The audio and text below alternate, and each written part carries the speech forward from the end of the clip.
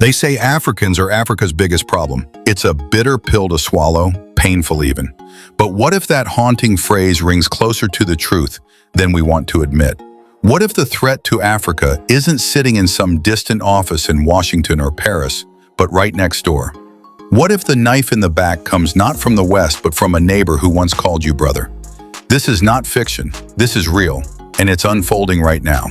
In what feels like a page torn from a Cold War spy thriller, Burkina Faso has uncovered a betrayal so deep, so personal, it shakes the very foundation of trust in the region. A spy network, saboteurs, hidden agents, not buried in the heart of Ouagadougou, but across the border in the Ivory Coast. Yes, the Ivory Coast, a neighboring country, a supposed ally. Burkina Faso's intelligence services just dropped a bombshell. They found the location of a covert base used by operatives working to undermine their nation from the shadows. Their mission? To cripple the country's progress, and even more shockingly, to assassinate President Ibrahim Traoré. Let that sink in. This isn't some vague international conspiracy. This is a direct, hostile act with roots just a few miles away. But who's really behind it? Who's funding it? And how much do the citizens of Ivory Coast actually know? Are they in on it, or are they being used as pawns in someone else's game? What started as a whisper of treason is now echoing into a regional crisis. And this isn't just about land or politics. This is about something bigger. Africa's identity, Africa's unity, Africa's future. Can the continent stand together, or will it collapse yet again from within? Stay with us, because this story, it's only just begun. Since the failed coup attempt on April 16th, Burkina Faso has been on edge. The enemies didn't vanish, they just crossed the border and changed their game. And that's where Burkina Faso's elite intelligence team came in. These aren't soldiers in uniform. These are ghost hunters, masters of surveillance, trained to trace secrets, decipher silence, and sniff out betrayal. And they found something big. Buried in the city of Abidjan, in the quiet neighborhood of Atakube, they uncovered a secret operations center. Now here's where it gets chilling. That location, it's not just any building. It was once a military base used during the brutal Ivorian Civil War, a place drenched in blood and power plays. And the man who rose from those ashes? Alassane Ouattara. If you don't know his history, here's a quick refresher. Ouattara didn't climb to power. He was placed there, supported by foreign forces, armed militias, the invisible hand of France steering the wheel, ensuring that when the dust settled, Ouattara would emerge as the West's chosen hero. And now, that same old base is allegedly being used to wage a new kind of war. A quiet one. A war in the shadows. They didn't come with tanks. They didn't drop bombs. They came with something far more dangerous. Spies. And not just any spies. Burkinabe turncoats. Betrayers from within. Their target? President Ibrahim Traoré. The revelation has rocked the Sahel, because this isn't just some internal security issue anymore. It's bigger, it's regional, it's global, and now it's personal. So the question is, how deep does this go? And how far are these operatives and their powerful backers willing to go to stop Traoré's uprising? Honestly, should we even be surprised? If a man can spark a civil war in his own country, one that leaves thousands dead, what's to stop him from exporting that same chaos just across the border? Here's a twist you won't hear on mainstream news. Ivory Coast President Alassane Ouattara, he's of Burkinabe origin. That's right, the man accused of undermining Burkina Faso has roots in the very nation he's accused of destabilizing. In fact, intelligence reveals that his father still owns property within Burkina Faso. Now think about that for a second. This isn't just politics, this is personal. And the betrayal? It cuts deep. That same facility in Abidjan, once a training ground for northern rebels during Ivory Coast's brutal civil war, has now been allegedly repurposed into a covert operations base, a black site for regional sabotage, not just against Burkina Faso, but against the whole Sahel. And this isn't a theory, because Burkina Faso's intelligence service didn't just find the site, they found a name, Bézi Mathieu, a central figure, a puppet master in this tangled web. But here's where the story takes a sharp, dramatic turn. Following a high-risk operation inside Burkina Faso, agents raided Bézi's apartment. They seized his phone. Now, normally, that would be the end of the road. Encrypted, wiped clean, a digital brick. But not this time. Burkinabe cyber operatives got in. And what they found? Explosive. Documents, messages, names, plans. The kind of intel that doesn't whisper conspiracy, it screams it. But now, the storm cloud just hangs there. Who exactly is Bézi Mathieu? What game is he playing, and for who? Stay with us, because the deeper we go, the more dangerous this gets. Here's what we know so far. Bézi isn't some foreign infiltrator. He's Burkinabe. Born of the same soil he's now accused of betraying. He could have stood with his people. He could have defended a nation fighting to reclaim its future. But instead, he sold them out. Bézi allied himself with those desperate to rewind history, to drag Burkina Faso back to the days of fragile, puppet governments and foreign-controlled civilian rule. But let's be honest, at this point, anyone calling for a return to that model isn't chasing democracy. They're chasing power or profit. And Bézi? He wanted both. See, he wasn't just a sympathizer, he was a planner, one of the architects behind the failed April 16th plot to overthrow the government and take out Captain Traoré. But the operation collapsed. Why? Because even in a time of secrets and shadows, some men still choose loyalty. Some still stand for something. The plot unraveled, the network collapsed, and Bézi, he ran. Where to? Ivory Coast. But he wasn't hunted down. He wasn't treated like the traitor he was. He was welcomed, not as a fugitive, but as an asset. Within weeks, Bézi had a brand new title, head of the Office of Investigation of the Crackdowns. Sounds official, maybe even harmless. But behind that desk job was something far more sinister. He became the connector, the fixer, the middleman between mercenaries, shady funders, and Burkinabe soldiers who'd turned their backs on their country. And with help from high-ranking allies in the Ivorian government, that old military base in Atakube, the one with a bloody past, was brought back to life. Not as a museum, not as a memorial, but as mission control for a new kind of war. The goal? Break Traoré, destabilize Burkina Faso, and crush the movement for true African independence before it could rise any higher. Because for men like Bézi, real sovereignty is dangerous. And freedom? Well, freedom's just bad for business. But then came the turning point, the phone. Bézi's phone. It wasn't just a piece of evidence, it was a map.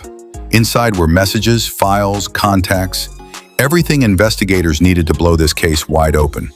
And at the heart of it, a shocking discovery. A 24 billion CFA franc fund, roughly 40 million US dollars, set up by none other than Ivorian President Alassane Ouattara. This wasn't a rumor. It was traced, verified, proven. A secret war chest, built to bankroll a coup against Captain Ibrahim Traoré. So where was that money going? The plan was chillingly simple. Buy loyalty. It was almost a copy-paste job of the failed April 16th plot. Because here's the raw truth. Traoré's survival doesn't come from bunkers or bodyguards. It comes from loyalty, from villagers, from teenage recruits, from farmers who picked up rifles not for power, but for purpose. That loyalty is what exposed the April plot. When a handful of soldiers refused the bribe, refused to betray their homeland, and blew the whistle. Now just imagine, what if they hadn't? What if the money had been enough? Burkina Faso might have crumbled, and Traoré? He'd be another name in a long list of African leaders taken down not by bullets, but by betrayal. But this time, they caught it early. Because Bézi's hunger for power and Ouattara's quiet interference still couldn't overcome the one thing they never planned for, a people who refused to kneel. And that's where every plotter keeps getting it wrong. You can hire mercenaries, you can print money, you can launch coups, but you can't buy loyalty, not in a country finally ready to stand on its own 2 feet. And here's what the power brokers and foreign meddlers still don't get. Traoré didn't purchase loyalty, he earned it. To the Burkinabe soldier, he's not just some distant politician in a fancy suit. He's one of them. While other leaders watch wars from palaces, Traoré walks the battlefield. He eats with his troops, fights beside them, mourns with them, protects them even when they're criticized by the public. We've seen it, over and over. This isn't PR, it's conviction. When his soldiers fall, Traoré doesn't just offer condolences, he acts. Just a few months ago, he launched emergency support for the families of fallen fighters, making sure no widow, no orphan was left behind. He knows something most leaders don't. A soldier who knows his family is safe fights harder, because he's not just fighting for himself, he's fighting for home. And that's why loyalty runs deep in Burkina Faso. Not out of fear, not for bribes, but out of respect. And no amount of dirty money, no war fund, no foreign alliance can ever replace that.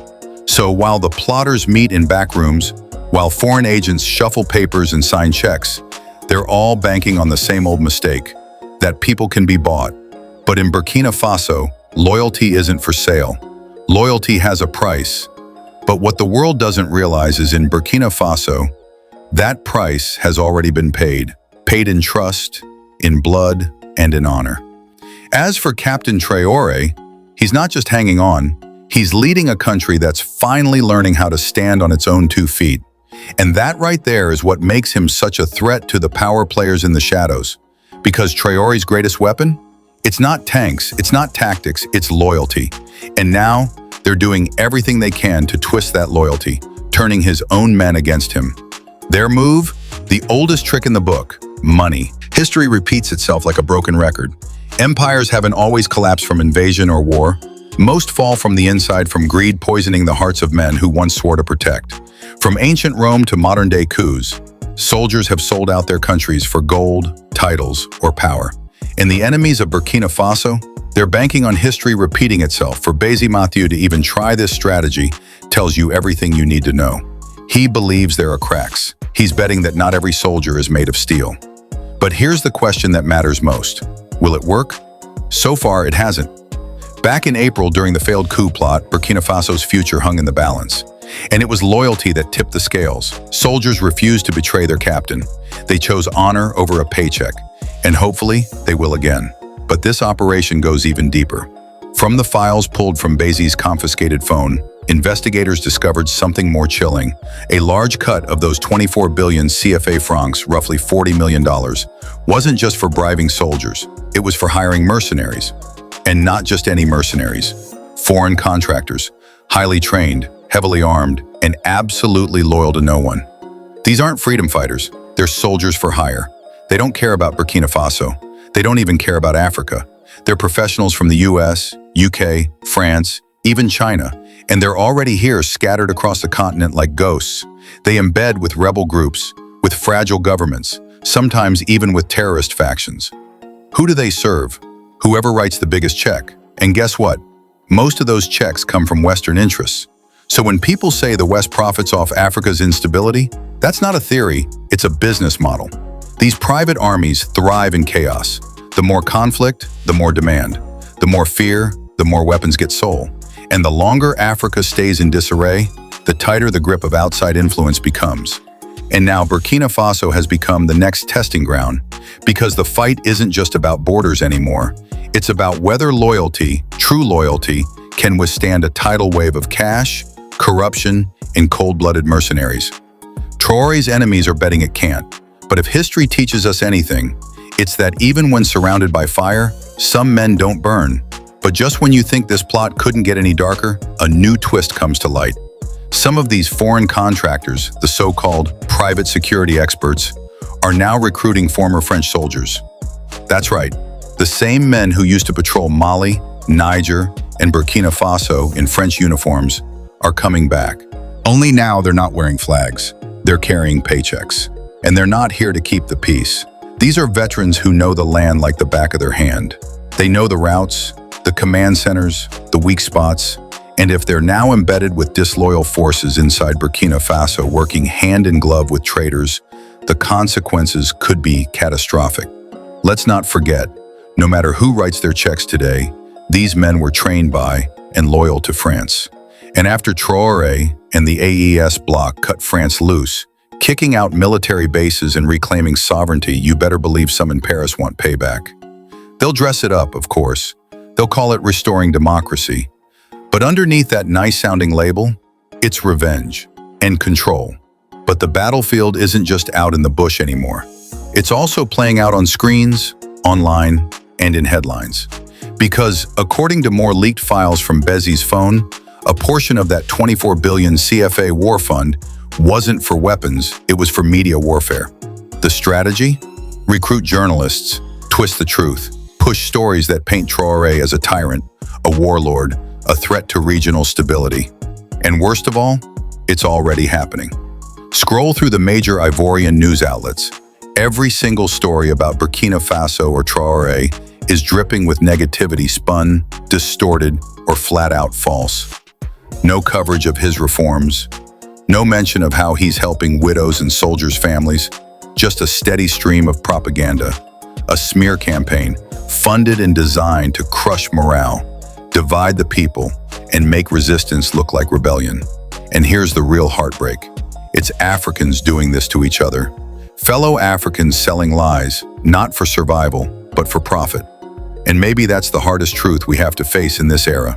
In a world where betrayal is bought and truth is weaponized, loyalty has become the boldest form of resistance. For years, Western media carried out the attacks, smearing names like Thomas Sankara and Muammar Gaddafi. And now, African people are wide awake. They've seen through the lies. But what happens when the false stories come from African voices? That's the genius of the plan. They know Western lies are getting harder to sell in Africa, so now they're paying African journalists to do the dirty work instead. Because when the attack comes from your own, it hits different. It feels real. It feels believable. And that's exactly what they're counting on. The goal's simple. Turn the people against Traoré. Isolate him. Drain away support from the inside out. It's a brutal strategy, but sadly there's more. The intelligence team in Burkina Faso kept digging, and what they found next was even more disturbing. Because it turns out, Bézi Mathieu isn't just a traitor, he's something worse. Bézi Mathieu isn't just some rogue agent, he's far more dangerous than that. He's deeply embedded within Ivory Coast's own security network, allegedly one of the key players behind the scenes, responsible for eliminating political opposition to President Alassane Ouattara. Think about that. The same man accused of stirring unrest in Burkina Faso has also been busy silencing dissent at home. He's not just betraying nations, he's for hire, doing the dirty work wherever the money's right. A mercenary? Sure. But he's more than that. He's a weapon with no allegiance, a double-edged threat that cuts across borders, loyalties, and laws. And the timing? Couldn't be more dangerous. Ivory Coast is heading into a pivotal moment. The next presidential election is set for October 2025. And tensions? They're already rising fast. Candidates are scrambling. Coalitions are forming. Whispers are turning into roars. Unlike past elections, which were tense but somewhat stable, this time, it feels different. There's more at stake. The shadows are deeper. And one name keeps surfacing in the conversation. Laurent Gbagbo, the former president. The man who once stood his ground against French-backed forces and lived to tell the tale. He's back. And he's not just symbolic, he's a real threat to the current regime. But here's the real shocker. Rumors say Ouattara is planning to run again. Yes, again. Since 2011, he's held on to power. By 2025, that would mark nearly 15 years at the top. And the people? They're tired. From Abidjan to Bouaké, frustration is in the air. Prices are up, jobs are scarce, voices of opposition are disappearing, and still he's not stepping down. So what happens next? Here's where it gets even more alarming. Instead of preparing to win the next election through democracy, through debate, through trust in the people, Ouattara is building his defense with people like Bézi. Because when staying in power matters more than respecting the will of the people, men like Bézi become critical assets. And suddenly, what looks like a local election becomes something else entirely. This isn't just Ivory Coast's internal drama. This is a continental crisis slowly unfolding. On one side, you've got Burkina Faso fighting to build something new, a sovereign future, a break from the colonial past. On the other, Ivory Coast, spiraling back into old games of control, fear, and foreign-backed politics. And caught right in the middle, Bézi Mathieu, one man, two nations. A trail of betrayal that could set both on fire. Ouattara, who claims to lead, to serve, to protect his country, is turning his back on the very people who trusted him. Burkinabe intelligence has uncovered something chilling. He doesn't plan to win the 2025 election at the ballot box. He's planning to win it through control, through suppression, through manipulation. Because when democracy gets in the way of power, the playbook changes. And now that playbook is unfolding before our very eyes. Ouattara's plan to win? Not at the ballot box. He's playing a darker game, winning by elimination. One opponent disappears at a time. Take Tidjane Thiam, for example. He was one of the strongest challengers in the race. But now, he's been taken out, silenced, stripped of any chance to fight back. No momentum, no platform. And the man behind it all? None other than Bézi Mathieu. Yes, the same Bézi who's been running covert operations against President Traoré. The same Bézi who's become the crucial link between foreign mercenaries and traitors inside Burkina Faso's own military. This isn't some wild conspiracy theory. It's cold, hard reality. Classified intelligence shows Bézi recently sent 4 undercover mercenaries into Burkina Faso. Their mission? Simple but deadly. Infiltrate, gather intel, find security weaknesses. They were stationed at the Azalai Hotel, a place that looked innocent enough, but Burkinabe forces were watching. And thanks to their sharp instincts and relentless dedication, they intercepted the operation before it could even get off the ground. The mercenaries? Arrested before they could vanish into the night. And when they talked, what they revealed ripped away the curtain, exposing a massive, well-organized campaign of surveillance, sabotage, and subversion, not just to destabilize Traoré's government, but to lay the groundwork physically and politically for a bigger, more dangerous offensive. An offensive fueled by foreign cash, coordinated by African traitors, and executed by former soldiers with no loyalty but to whoever pays them. This isn't just about elections anymore. It's about who controls the story in West Africa. Right now, that story isn't being written by the people. It's being dictated by those willing to sell out their own for power. Under intense questioning, those mercenaries confirmed the worst. There's a major operation already in motion. It's a message, a warning. Until Africa stops betraying itself, it will never truly be free. But now, the curtain's been pulled back. The lies have been exposed, and this time, the world is watching.